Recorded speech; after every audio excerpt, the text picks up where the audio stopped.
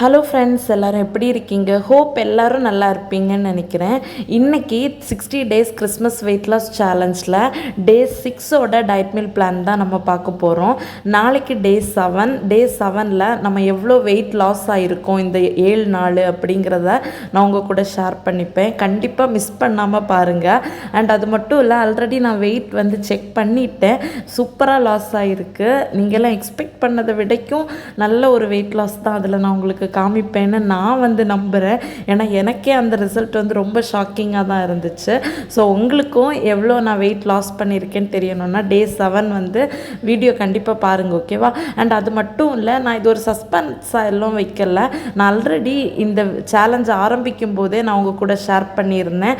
Weekly once தான் நான் வந்து வெயிட் அப்டேட் பண்ணுவேன் அப்படிங்கிறது. அதனால தான் அது ஒரு ஃபிக்ஸடாகவே இருக்கட்டும் அப்படிங்கிறதுக்காக தான் 7 நாளுக்கு ஒருக்கா ஷேர் பண்ணலாம் அப்படின்னு டே 7ல் நான் வந்து வெயிட்டை வந்து அப்டேட் பண்ணலாம் அப்படின்னு இருக்கேன்.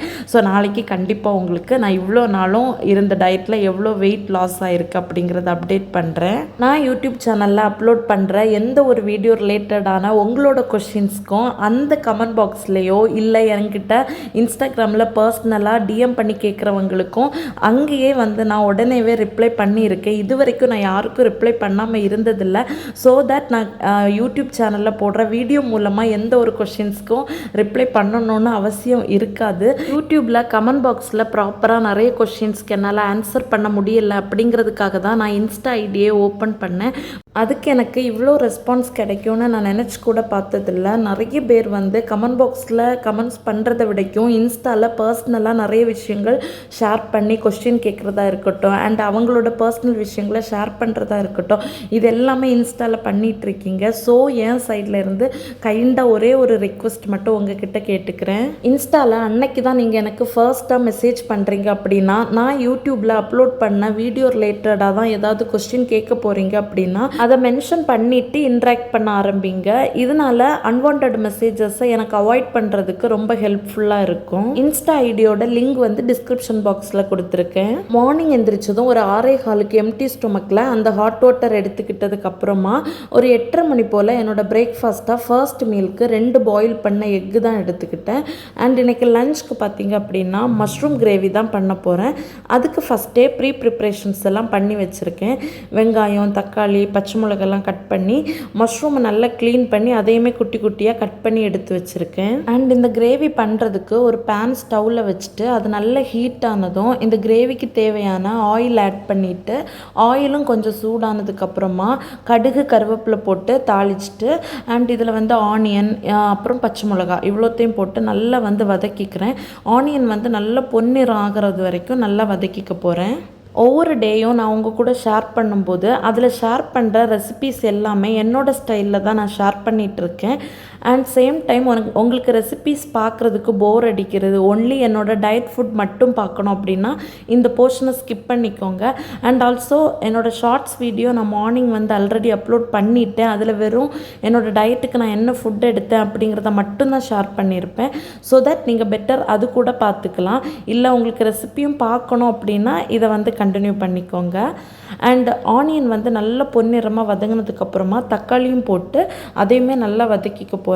தக்காளியும் நல்லா குழஞ்சி வதங்கணும், அப்போ தான் நல்லா டேஸ்ட்டாக இருக்கும் குழம்பு. அண்ட் தக்காளி வந்து ஓரளவுக்கு நல்லா வதங்கினதுக்கப்புறமா இதில் மிளகுத்தூள், மல்லித்தூள், உப்பு, மஞ்சள் தூள், அப்புறம் கலருக்காக காஷ்மீரி மிளகுத்தூள் இவ்வளோ ஆட் பண்ணி அதையுமே நான் நல்லா வந்து மிக்ஸ் பண்ணிக்க போகிறேன். இதுக்கு கூட இது எல்லாமே சேர்த்து மிக்ஸ் பண்ண கொஞ்சம் ட்ரையாக இருந்தது மாதிரி இருந்துச்சு. அதனால் இதுக்கு தேவையான அளவு கொஞ்சமாக தண்ணி ஆட் பண்ணிவிட்டு நான் நல்லா மிக்ஸ் பண்ண ஆரம்பித்தேன். தண்ணி ரொம்ப ஓவராகவும் ஆட் பண்ணலை, கொஞ்சமாக தான் ஆட் பண்ணிட்டேன். ஏன்னா நம்ம மஷ்ரூமை போட்டு கிளறி கொஞ்சம் நேரம் ஆகும்போதே அதிலிருந்தே தண்ணி வந்து கொஞ்சம் கொஞ்சமாக வர ஆரம்பிக்கும். அந்த தண்ணியே இந்த கிரேவிக்கு போதுமானதாக இருக்கும். அப்புறம் தேவைப்பட்டால் நம்ம கொஞ்சம் எக்ஸ்ட்ரா ஆட் பண்ணிக்கலாம். அதனால தான் நான் ரொம்ப நிறைய தண்ணி ஆட் பண்ணலை. அண்ட் அதுவுமே நல்லா வதங்கி கொஞ்சம் பச்சை வாசனை எல்லாம் போனதுக்கப்புறமா நம்ம கட் பண்ணி க்ளீன் பண்ணி வச்ச மஷ்ரூமையும் எடுத்து ஆட் பண்ணி நல்லா இந்த மசாலா கூட மிக்ஸ் பண்ணியாச்சு. மஷ்ரூம் வந்து வேகிறதுக்கு ரொம்ப டைம் எடுக்காது, கொஞ்சம் டைம்லேயே வெந்துடும். ஆனால் அப்ராக்சிமேட் டைமிங் எனக்கு தெரியலை. ஆனால் வந்து நான் ஏற்கனவே பண்ணி பழக்கம் அப்படிங்கிறதுனால அதோட பாகத்தை பார்த்து தான் நான் வந்து வெந்துருச்சு அப்படின்னு டிசைட் பண்ணி அதுக்கப்புறம் ஃபர்தராக என்ன பண்ணணுமோ அதை பண்ணுவேன். ஸோ அப்படி தான்.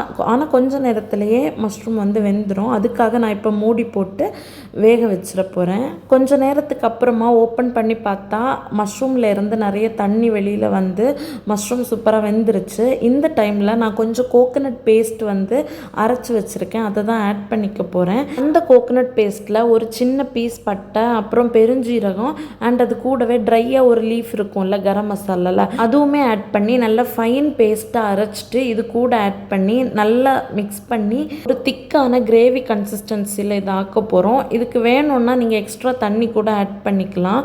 எனக்கு வந்து இந்த தண்ணியே ஓகேவாக இருந்துச்சு, அதனால் நான் எக்ஸ்ட்ரா தண்ணி எதுவுமே நான் ஆட் பண்ணிக்கல. ஃபைனலாக இறக்குறதுக்கும் கொஞ்ச நேரம் முன்னாடி ஃப்ளேவருக்காக கொஞ்சம் சிக்கன் மசாலா ஆட் பண்ணி அதையுமே மிக்ஸ் பண்ணி அதோட பச்சை வாசனை போகிறது வரைக்கும் ஒரு 2 மினிட்ஸ் கொஞ்சம் கொதிக்க விட்டுட்டு இறக்கணும். அப்படின்னா சூப்பரான மஷ்ரூம் கிரேவி ரெடி. நான்வெஜ்ஜு விரும்பி சாப்பிடாதவங்க இது மஸ்ட்டு ட்ரை ரெசிபி அப்படின்னே சொல்லுவேன். இது மார்னிங் நீங்கள் என்ன மாதிரியான பிரேக்ஃபாஸ்ட் பண்ணாலும் சரி, இல்லை நைட்டு என்ன மாதிரியான ஒரு டின்னர் பண்ணாலும் சரி, லைக் தோசை, இட்லி, இடியப்பம், அப்புறமா சப்பாத்தி, நான் இப்போ ஆஃப்டர்நூன் சாப்பிட்றது மாதிரி கோதுமை தோசை, இது ஒரு சூப்பர் டூப்பரான டிஷ். ஸோ நீங்கள் கண்டிப்பாக வந்து ட்ரை பண்ணி பாருங்கள். அண்ட் பேரலாக நான் வந்து ஆஃப்டர்நூன் லஞ்சுக்கு கோதுமை தோசையுமே ப்ரிப்பேர் பண்ணிகிட்ருக்கேன். அண்ட் எல்லா வீடியோஸ்லேயுமே ரிப்பீட்டடாக காமிக்கிறதுனால தான் அதை பற்றி பெருசாக நான் எக்ஸ்பிளைன் எதுவும் பண்ணலை. எஸ், நம்மளோட லஞ்ச் ரெடி.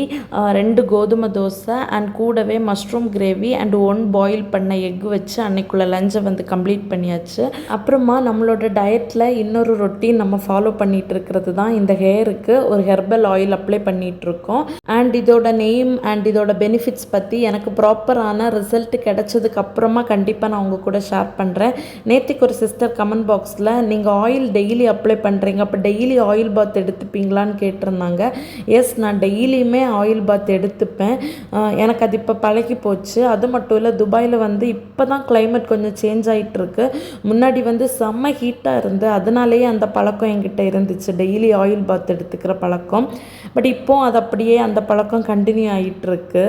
அண்ட் அன்றைக்கி டின்னருக்கு வந்து கலர்ஃபுல்லாக இருக்கா, இதெல்லாம் வச்சு ஒரு ஜூஸ் போட்டாச்சு. 1 குக்கும்பர், 1 கேரட் அண்ட் 1 பீட்ரூட் இதெல்லாம் போட்டு ஒரு ஜூஸ் போட்டு அன்னையோட டின்னரையும் கம்ப்ளீட் பண்ணி டே 6ஐயும் சூப்பராக கம்ப்ளீட் பண்ணியாச்சு. நேற்றுக்கு என்னோட இன்ஸ்டாவில் ஒரு சிஸ்டர் வந்து மெசேஜ் பண்ணி என்னோட இந்த வெயிட் லாஸ் ஜேர்னியை பார்க்கும்போது நீங்கள் எனக்கு நான் வெயிட் லாஸ் பண்ணுறதுக்கு ரொம்ப இன்ஸ்பயராக இருக்கீங்க அப்படின்னு எனக்கு மெசேஜ் பண்ணியிருந்தாங்க. இந்த வீடியோ மூலமாக அவங்களுக்கு லாட் ஆஃப் தேங்க்ஸ் வந்து நான் கன்வே பண்ணிக்கிறேன். ஆனால் நீங்கள் எனக்கு நான் உங்களுக்கு இன்ஸ்பயராக இருக்கேன் அப்படின்னு சொல்கிற அளவுக்கு நான் எதுவுமே பண்ணலை. நானுமே இதை ட்ரை பண்ணிட்டு தான் இருக்கேன். நான் அந்த அளவுக்கு பர்ஃபெக்ட்டும் கிடையாது. நானுமே நிறைய வாட்டி வெயிட் லாஸ் பண்ணுவோம் அப்படின்னு ஒரு டயட்டில் இருப்பேன். அண்ட் எனக்கு டெம்ட் ஆகும், மறுபடியும் பிடிச்சதை சாப்பிடுவேன் அப்படின்னு கிவ் அப் பண்ணி இப்போ தான் ஓரளவுக்கு கன்சிஸ்டன்சியை கீப் அப் பண்ணி இவ்வளோ வெயிட் லாஸ் பண்ணியிருக்கேன். அதுக்கு கடவுளுக்கு தான் நான் ஃபர்ஸ்ட் வந்து தேங்க்ஸ் சொல்லுவேன். அண்ட் அவ்வளோதான், இந்த டேவை நான் இப்படி தான் சூப்பராக கம்ப்ளீட் பண்ணேன். நாளைக்கு டே 7 வித் வெயிட் அப்டேட்டோட மீட் பண்ணுறேன். பாய்.